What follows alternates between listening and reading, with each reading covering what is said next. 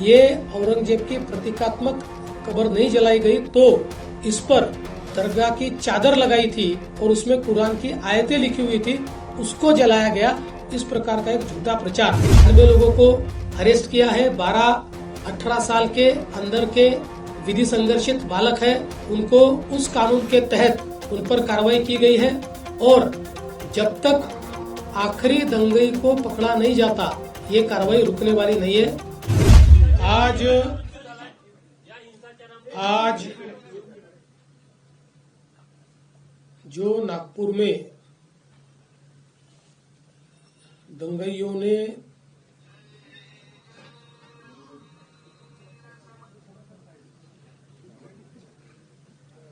जिस प्रकार से दंगा किया उसके बारे में एक वरिष्ठ स्तर की बैठक मैंने की है। हमारे सहयोगी मंत्री बावनकुळे जी भी उसमें उपस्थित थे। किस प्रकार की घटनाएं हुई, उन घटनाओं में अगर कोई लैप्सेस थे तो वो क्या थे, उन घटनाओं को किस प्रकार से रिस्पॉन्ड किया गया और घटनाओं के बाद अभी तक क्या कार्रवाई की गई, इसकी पूरी जानकारी मैंने प्राप्त की है। मेरे अपने कुछ ऑब्जर्वेशंस उस संदर्भ में थे, वो भी मैंने पुलिस आयुक्त और जो वरिष्ठ अधिकारी थे उन सबके सामने रखे हैं। मूल रूप से ये घटना जिस दिन घटी उस दिन सुबह औरंगजेब की एक प्रतीकात्मक कब्र जलाई गई और उसको जलाने के बाद कुछ लोगों ने उसके बारे में कंप्लेंट भी की। पुलिस ने नियम के अनुसार उस कंप्लेंट को एंटरटेन भी किया, लेकिन बाद में कुछ लोगों ने सोशल मीडिया का उपयोग करते हुए पॉडकास्ट और पोस्ट के माध्यम से ये औरंगजेब की प्रतीकात्मक कब्र नहीं जलाई गई तो इस पर दरगाह की चादर लगाई थी और उसमें कुरान की आयतें लिखी हुई थी, उसको जलाया गया। इस प्रकार का एक झूठा प्रचार किया और लोगों की भावनाओं को भड़काने का काम किया। शाम के समय नागपुर के कुछ इलाकों में लोग जमा हुए और दंगइयों ने पत्थरबाजी की, गाड़ियों को तोड़ा, दुकानों पर हमला किया और बड़े पैमाने पर नुकसान करने का काम किया। पुलिस ने भी अच्छी कार्रवाई की। 4, साढ़े 4, 5 घंटे में पुलिस ने इस पर पूरा काबू लाया।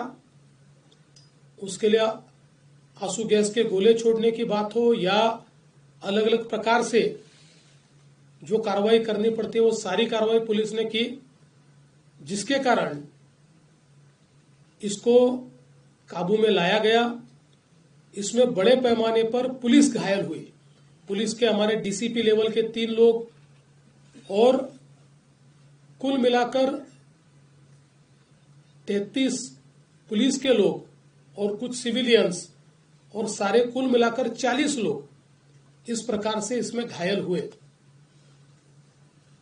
उसके बाद पुलिस ने इन इलाकों में कर्फ्यू भी लगाया। अभी उस दिन के बाद इन इलाकों में कोई घटना नहीं घटी है, शांति है। लेकिन जो सीसीटीवी फुटेजेस हमारे पास उपलब्ध थे, अलग अलग लोगों ने वीडियोस दिए थे, उन वीडियोस को भी एनालाइज किया गया। पत्रकारों ने भी पुलिस के पास कुछ वीडियोस दिए, उसको भी एनालाइज करने के बाद जो दंगई है उनकी पहचान कर ली गई है। 104 लोगों को अभी तक पहचान कर पकड़ा गया है, जिसमें 92 लोगों को अरेस्ट किया है। 12-18 साल के अंदर के विधि संघर्षित बालक है, उनको उस कानून के तहत उन पर कार्रवाई की गई है। और जब तक आखिरी दंगई को पकड़ा नहीं जाता ये कार्रवाई रुकने वाली नहीं है। ये कार्रवाई चलती रहेगी। लगातार एविडेंस आ रहा है, उस एविडेंस के आधार पर ये कार्रवाई यहां पर चल रही है। ये भी तय हुआ है कि ये जितना नुकसान दंगइयों ने किया है इसका पूरा हिसाब निकाला जाएगा और ये पूरा नुकसान उनसे वसूल किया जाएगा। और अगर वो नुकसान के पैसे नहीं भरते हैं तो उनकी प्रॉपर्टी को बेचकर ये नुकसान भरपाई की जाएगी। किसी भी हालत में इस प्रकार से किसी को दंगा करके दूसरे को नुकसान पहुंचाने की इजाजत नहीं दी जाएगी। जिनकी गाड़ियों का नुकसान हुआ है सरकार उनको मदद करने वाली है। जो भी हमारे नियम है